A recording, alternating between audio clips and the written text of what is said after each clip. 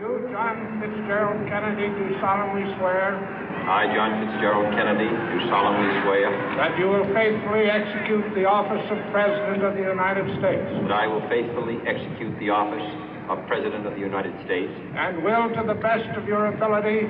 And will, to the best of my ability. Preserve, protect, and defend the Constitution of the United States. Preserve, protect, and defend the Constitution of the United States. So help you God.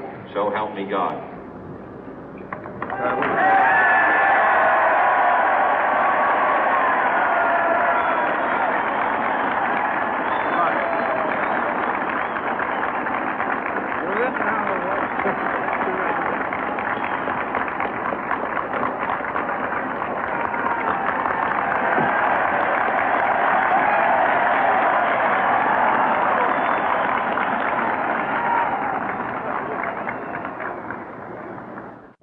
Vice President Johnson, Mr. Speaker, Mr. Chief Justice, President Eisenhower, Vice President Nixon, President Truman, Reverend clergy, fellow citizens. We observe today not a victory of party, but a celebration of freedom, symbolizing an end as well as a beginning, signifying renewal as well as change. For I have sworn before you and Almighty God the same solemn oath our forebears prescribed nearly a century and 3/4 ago. The world is very different now, for man holds in his mortal hands the power to abolish all forms of human poverty and all forms of human life. And yet the same revolutionary beliefs for which our forebears fought are still at issue around the globe. The belief that the rights of man come not from the generosity of the state, but from the hand of God. We dare not forget today that we are the heirs of that first revolution.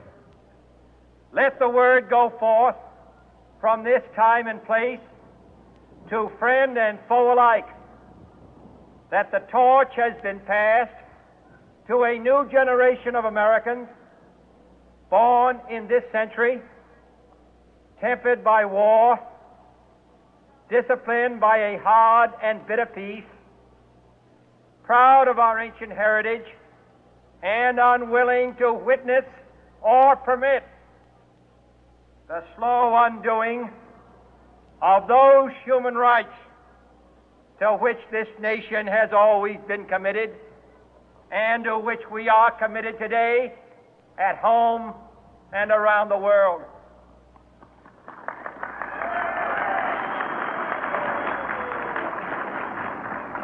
Let every nation know, whether it wishes us well or ill, that we shall pay any price, bear any burden, meet any hardship, support any friend, oppose any foe to assure the survival and the success of liberty.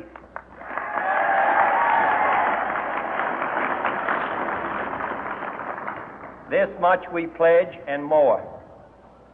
To those old allies whose cultural and spiritual origins we share, we pledge the loyalty of faithful friends. United, there is little we cannot do in a host of cooperative ventures.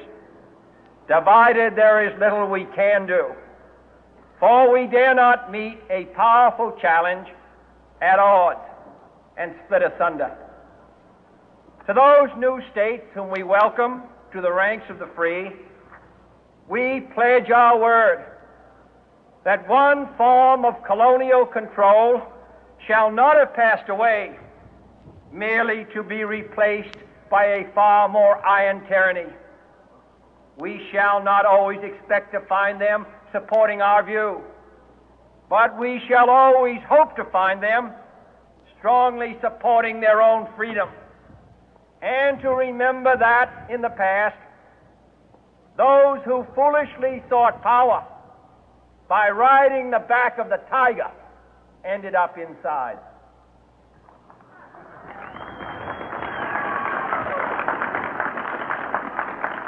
To those people in the huts and villages of half the globe struggling to break the bonds of mass misery, we pledge our best efforts to help them help themselves for whatever period is required, not because the communists may be doing it, not because we seek their votes, but because it is right. If a free society cannot help the many who are poor, it cannot save the few who are rich.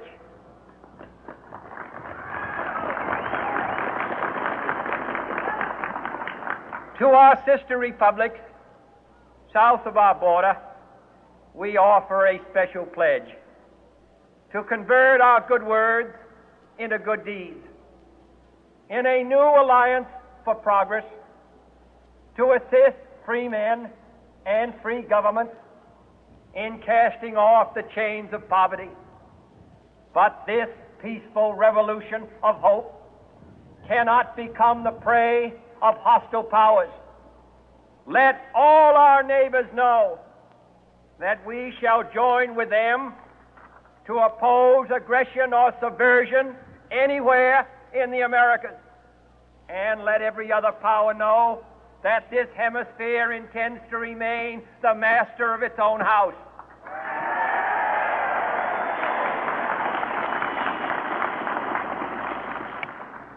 To that World Assembly of Sovereign States, the United Nations, our last best hope, in an age where the instruments of war have far outpaced the instruments of peace, we renew our pledge of support to prevent it from becoming merely a forum for invective, to strengthen its shield of the new and the weak, and to enlarge the area in which its writ may run.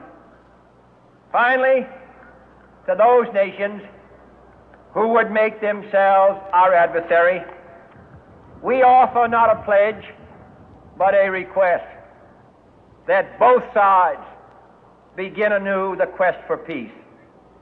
Before the dark powers of destruction, unleashed by science, engulf all humanity in planned or accidental self-destruction. We dare not tempt them with weakness, for only when our arms are sufficient beyond doubt can we be certain beyond doubt that they will never be employed. But neither can two great and powerful groups of nations take comfort from our present course, both sides overburdened by the cost of modern weapons, both rightly alarmed by the steady spread of the deadly atom, yet both racing to alter that uncertain balance of terror that stays the hand of mankind's final war.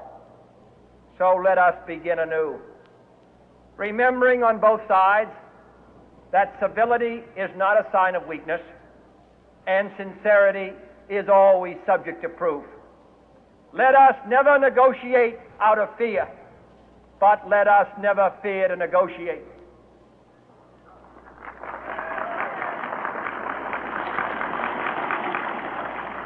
Let both sides explore what problems unite us, instead of belaboring those problems which divide us. Let both sides, for the first time, formulate serious and precise proposals for the inspection and control of arms, and bring the absolute power to destroy other nations under the absolute control of all nations.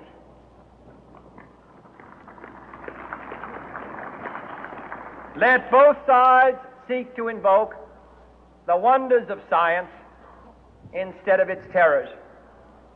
Together, let us explore the stars, conquer the deserts, eradicate disease, tap the ocean depth, and encourage the arts and commerce.